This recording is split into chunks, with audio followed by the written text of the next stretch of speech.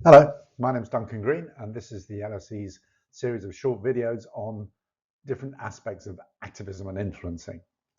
In this video, I want to talk into the question of how do you dig down into a problem? What I find and what I found over the years is that activists are often very impatient. They think they understand the problem and they go straight into, okay, so what are we going to do? What we're arguing on our course is that you need to have both activism and reflectivism.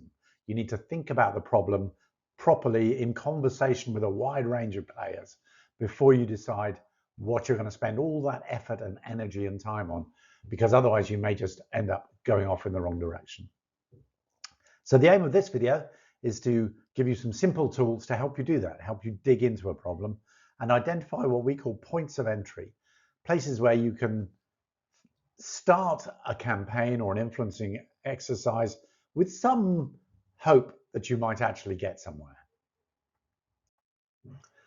Now, there's a couple of tools which we found very useful with people at all levels and all different fields working on influencing. One is the fishbone diagram, or it's originally called the Ishikawa diagram after its creator. You put the head of the fish is the problem, the thing, the big picture, the thing you're trying to do but are finding it hard to. And then you get going with the post-its. You use post-its, you brainstorm all the different contributory factors that contribute to that problem or that, the lack of a solution. And you group them. Usually you group them on something like a PESTLE basis: political, economic, social, technological, legal, environmental. But then on certain issues, there may be other categories as well. For example, on this one, moral and social norms may be a big factor for some issues you work on. You then separate out the sub-causes on the post-its and put them into each of the spines of the fish. And this is an example of a fishbone from one of our students at the LSE. The topic was that autistic kids in Kosovo have very poor access to education, and they did a really good job unpacking that big problem into all its constituent parts. Another useful tool, which is particularly relevant for trying to understand why things are happening or not happening in big bureaucracies like governments, large companies, international NGOs, the international system, the UN, is a process map. This one on the right is a map from West Africa on how licenses for mining are awarded. And the reason that it was Oxfam that generated this map, the reason they generated this map was because small-scale miners, artisanal miners, were finding it incredibly hard to get licenses, which were all going to the big guys and increasing inequality and unfairness. By working out exactly how all the stages which are required for a license to be awarded, you can then see where the obstacles are, where the bottlenecks are, where you might be able to intervene to shift things around so that, in this case, small-scale miners have a better chance of getting licenses.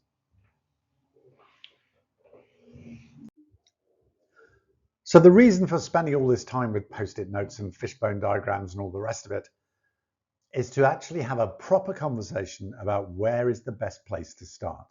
As I said at the beginning, one of the dangers for activists is thinking you know what to do before you've really thought about the problem. By really unpacking the problem, you might find some new and interesting and potentially more successful points of entry, places around which you design a campaign with a better chance of success. A key point, obviously, is that a campaign or an influencing challenge is not a development project. So you don't find a problem and then say, right, let's build a school, let's build a hospital. Those are perfectly valid in some situations, but in terms of influencing, you're trying to influence that wider system. The points of entry you identify should be identified according to certain criteria. First is they should be important. There's no point in doing something which is completely marginal. They should be winnable, very hard to know in advance, but at least have a plausible case that you might stand a chance of winning on this particular point of entry. And relevant to that, how are you or your organization seen on this issue? Do you have legitimacy, credibility? Do you have leverage? Do you have the resources? Can you actually make a realistic case that you can do this? Or do your allies or the networks you're part of similarly have that legitimacy and credibility? These are the criteria you should use in selecting a point or points of entry.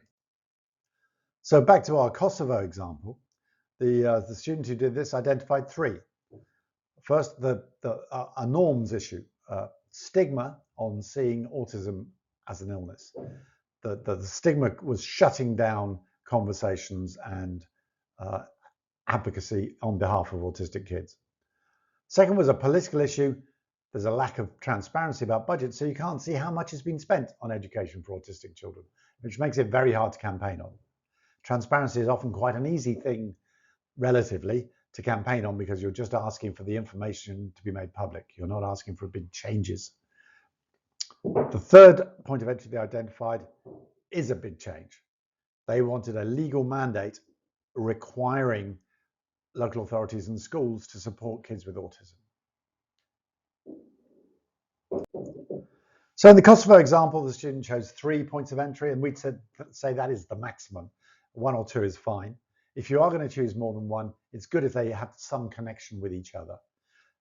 You also might want to think about sequencing. Is there one of those that will make it easier to then go on to achieve the others? Is one going to be a small win which generates momentum for your campaign or influencing exercise? You don't have to do them simultaneously, but they may need to be simultaneous if they all feed off each other. Every context is different. You need to have those conversations and decide how you're going to link your points of entry.